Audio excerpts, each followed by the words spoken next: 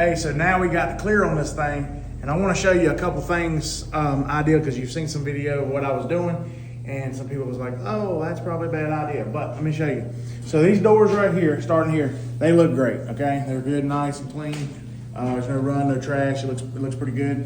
We can buff the inside of the doors. This is the inside of the doors. There's 2 good coats on there. We're probably gonna put 1 more coat on it here in just a minute. Letting this flash out. When you paint panels flat down, if you don't have trash, you can normally make it look like glass. If you're painting a panel straight up, it's a little bit tougher. But it's just patience. Like when you're painting them flat, you go fast and you do a dust coat, you add and add and add, and that's kind of how you get it. And you are going to develop a run. It does happen, small runs here and there. But these panels here are pretty good. But I'm going to go over here and show you something that I learned a long time ago.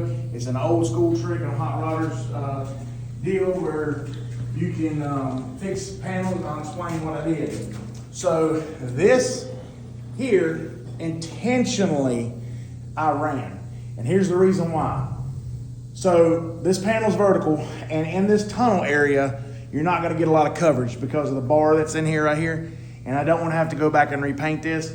So what I do is I turn my fan down and I shoot good clear up in here to make it really glossy.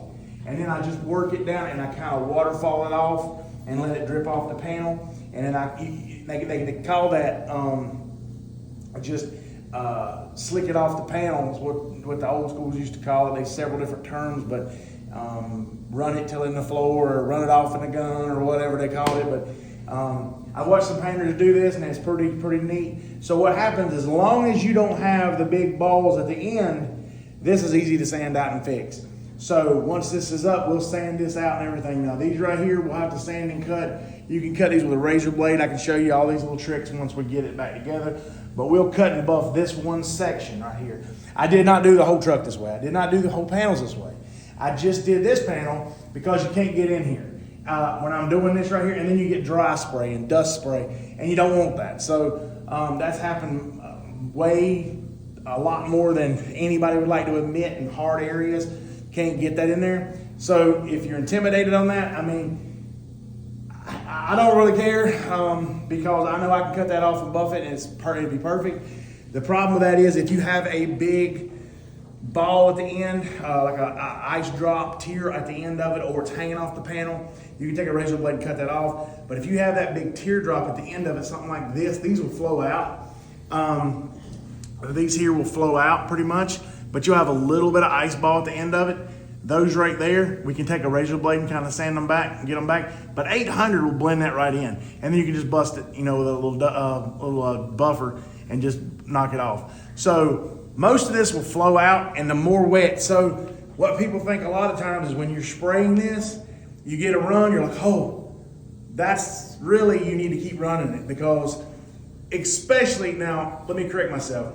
I'm not saying running on a flat panel from the top of a top all the way down. Kind of let it tack out, let it flow, stop, let it dry, then dust over it, because you already know you're gonna have to buff. But there's really not a way to do a frame off restoration like this in the real world that I have ever seen anybody do, or me. And like I said, I'm not claiming to be the best painter in the world. I'm just telling you, the best of the best has this problem. It is impossible for somebody to get around every little detail in the nooks and crannies, because you have a 3-dimensional shape here. It goes this way and down around that way. So how are you going to get clear this way and that way and put enough on it each time? You can do periodically over and over and over, and we'll add more. When this tacks out, we'll go back and put more. But the point is, like, if you put a coat of clear here, and you dust it in here, and then you dust it here, and it's fine, and there's no runs, right? And then you go ahead and you put another coat in here. Well, now you're making this thicker, but it's naturally gravity's trying to pull it down. So it's going to get thinner here than it is here. So you have to put more here. So to put more here, it's going to run. And so the only way to make it run is flow the runs out. So if you can just flow the runs out and get it off the hard edges like this, like on a hard edge like that, it's fine, because one, there's a dust boot that covers this. Two, you can take a razor blade and cut that off around the edge, and it's perfect. And so when we do that, we usually take that clear, and I usually take clear with a brush, and I run around all my edges and everything, so we make sure that nothing's chipping back or anything. We do all the little maintenance stuff to make sure that we're not having any problems. But if it runs off the panel, same design, this truck's going to be cleared. Like we're going to, after this is done here, we turn it over, from here up's going to be repainted. So what you got to understand is we're just doing from here to there and trying to make this look good. And then from here to here is going to be the same color, but we're going to have to repaint it because it's going to be up. The top's getting done because it's high to stand up and there's no bed to stand in. So we do it in sections. So that the top at a hard line. Now there's some vehicles we can't do that with. Unfortunately, some cars don't have a brake line where you can break it off. But this has a two-piece top with a line in it, so we can actually put foam tape behind the line. It won't even leave a hard edge. So when you spray against the foam tape, and that'll be a discussion for another video. I'll show y'all guys a trick on how you get your hard edges to where you don't have them problems. But in this case here, a lot of this is under the cab. When we buff this back, it'll look phenomenal. And when you raise the hood, you're not going to see it. There's a lot of going on here. It's going to be real busy. I'm not saying we're trying to hide anything. I don't want anybody to take it sideways, but the whole purpose is to be able to get this area here shiny. You get this area that you see nice and glossy. So when you raise the hood behind the intake and all that sits up in here, it's like, man, that looks really nice in the finish. And so a lot of times guys will just put a bunch of coats.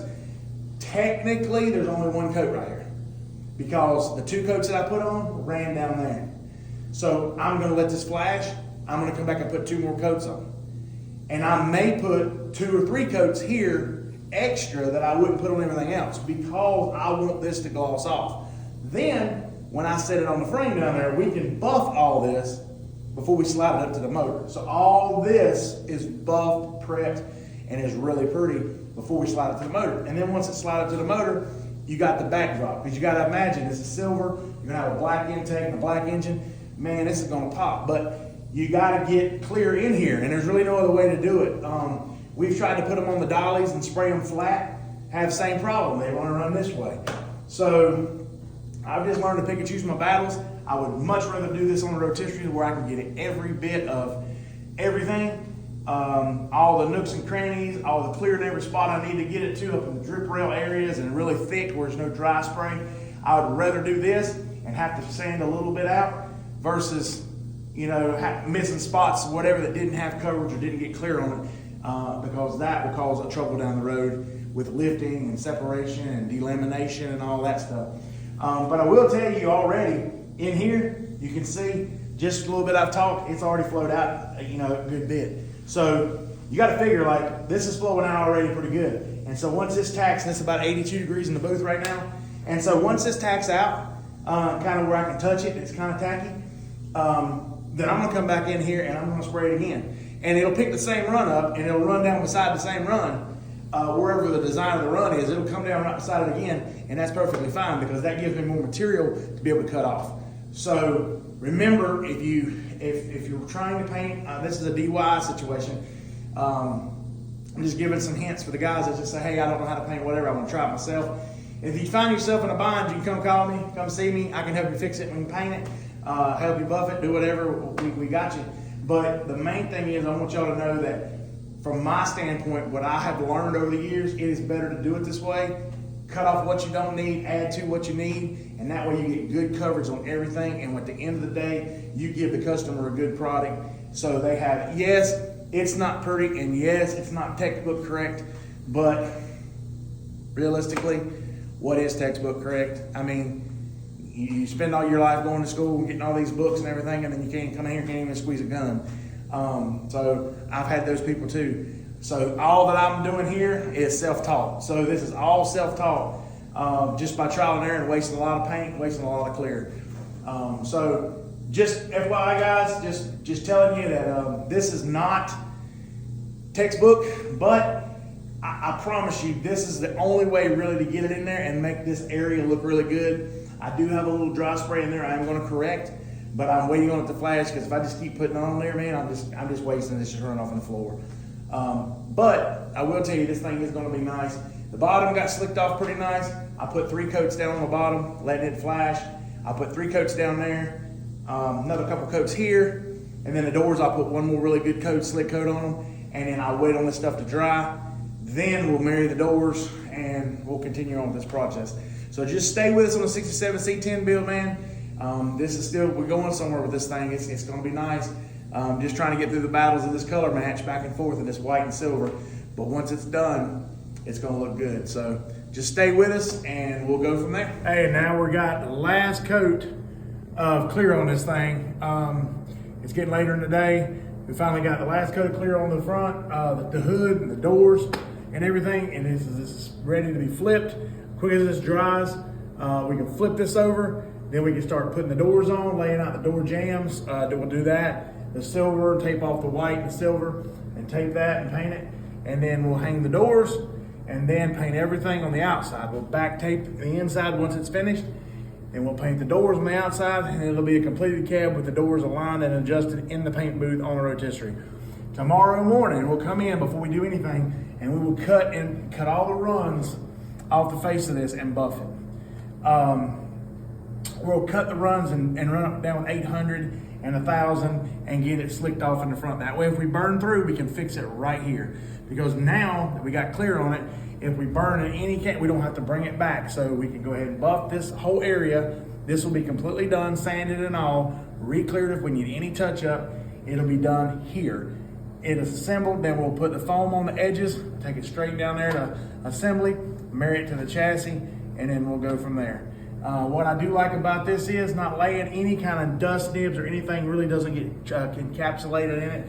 It's pretty well clean. So any of this right now would be real easy to buff. We would hit it probably with 2,000 and start there up. It's not as rough as the front, but now that we'll do like 800 and then we'll run it on through. And we'll take you through the process. I'll show you when we start cutting the runs and stuff, how we fix them and all that. But again, I wanted to show you the trick of trying to get that behind the scene there, behind the machine, the rotisserie, and all up into where the tunnel goes, trying to get all that painted and the clear in there. And then inside the doors and some hard to reach areas that where you can actually see. But it makes a lot cleaner job when you take them apart and you paint everything separate like what we do here. But if you have a build you need done, something like this right here, you want some custom paint, you want a full restoration, whatever, come see us at A3 Customs, man. We'll build you a car. See ya.